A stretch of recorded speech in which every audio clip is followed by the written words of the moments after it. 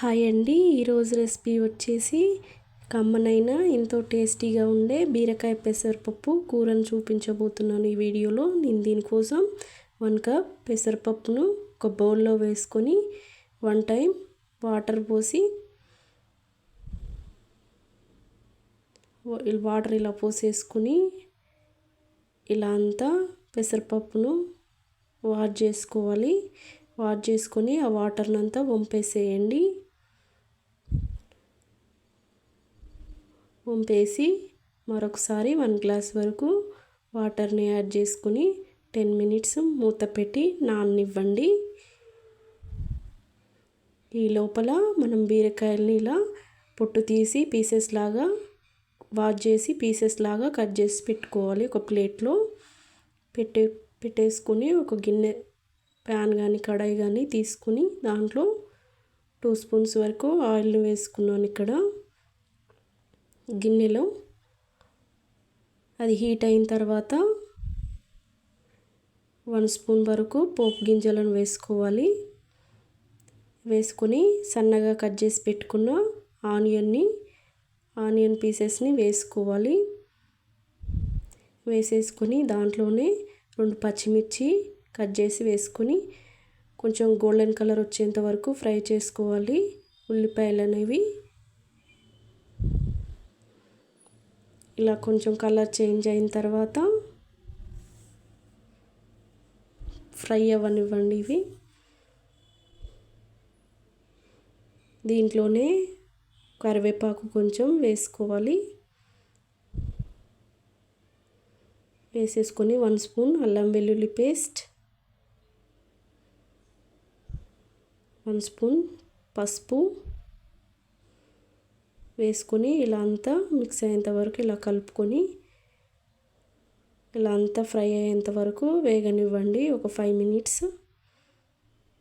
ఇలా కొంచెం colour change అయిన తర్వాత దాంట్లోనే మనం కట్ చేసి పెట్టుకున్న బీరకాయ ముక్కల్ని వేసుకోవాలి. వేసేసుకొని మరొకసారి ఇలా గరిటెతో అంతా కలుపుకొని మూత పెట్టి 10 to 15 మినిట్స్ మీడియం ఫ్లేమ్లో పెట్టి మగ్గనివ్వండి. ఇలా మూత 15 మినిట్స్ తర్వాత బీరకాయలోని వాటర్ అంతా బయటకు వచ్చేస్తుంది. దీంట్లోనే 1 స్పూన్ వరకు 1.5 స్పూన్ వరకు నేను సాల్ట్ను యాడ్ చేశాను. యాడ్ చేసుకున్న తర్వాత 1 స్పూన్ 1.5 స్పూన్ కారప్పొడి వేసాను. వేసేసి 1 టమాటోను సన్నగా కట్ చేసి పెట్టుకున్నానండి. అవి దీంట్లో వేసేసుకోవాలి. వేసేసుకొని అంతా ఇలా మిక్స్ చేసుకుంటూ అంతా కలుపుకోవాలి. గరిటెతో కలుపుకొని దాంట్లోనే 1 కప్ నానబెట్టిన పెసరపప్పుని దీంట్లో వేసేసుకోవాలి. వాటర్ని వంపేసి ఇలా అంతా ఒకసారి గరిటెతో అంతా మిక్స్ చేసుకుంటూ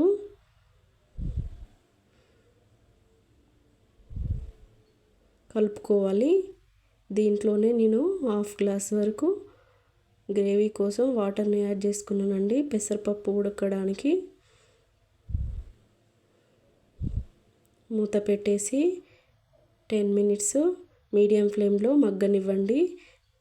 ఆ పెసరపప్పు అంతా ఉడికిపోతుంది. 10 మినిట్స్ తర్వాత మనకి ఇక్కడ పెసరపప్పు, టమాటోలు, బీరకాయ పీసెస్ అన్నీ ఉడికిపోయాయి. దీంట్లోనే కొంచెం కొత్తిమీర,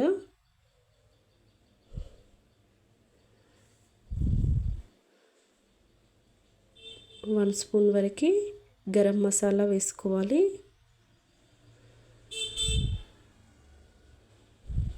వేసేసుకొని మరొకసారి అంతా కలుపుకొని మూత పెట్టి 2 మినిట్స్ అలా ఉంచి ఇలా అంతా కలుపుకొని